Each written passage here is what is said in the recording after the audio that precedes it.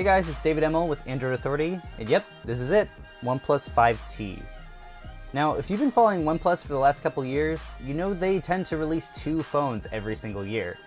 One comes out about halfway through the year as a numerical upgrade, and the other one comes out near the end, which takes the same phone and makes it a little bit better. We saw this last year with the 3T, which upgraded the SoC, the battery, and the front-facing camera, but it also shifted the price up by 40 bucks. This year we've got the 5T, and if you were expecting a major spec bump, you're not going to get that here.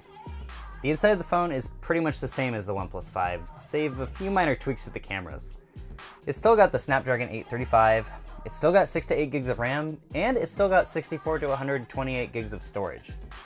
What this phone does differently though is pretty obvious. Yeah, it's the screen. It's got that new 18:9 aspect ratio, which keeps it up with the new phones on the market, but the panel is still basically the same. It's still a 1080p Samsung AMOLED panel, it's just a little bit bigger.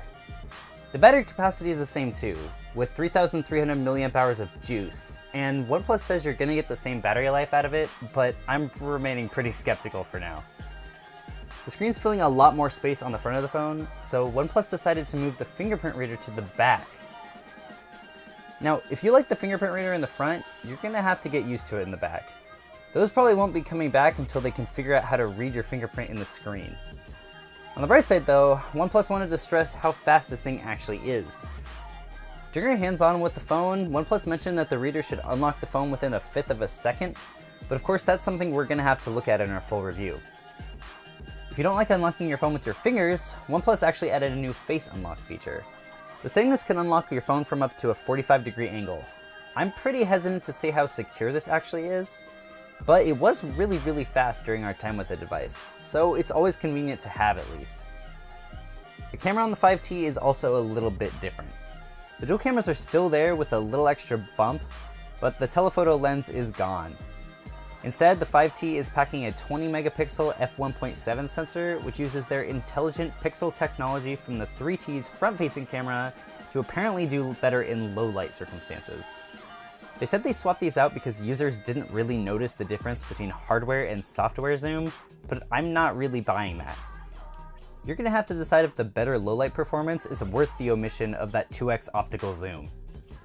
The 5T is gonna be $499 for the base model and $559 for the spec'd out version, so there is a $20 price bump here. If you're waiting for the OnePlus 5 to come back in stock, there's really no reason not to go with the 5T. But if you were thinking of upgrading your OnePlus 5, you're probably going to want to save your money unless you've got to have that screen.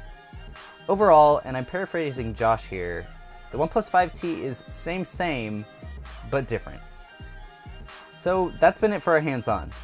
If you liked the video, tap the like button and follow us on social media, and stay tuned for the full review and other news the minute it hits, because of course, we are your source for all things Android.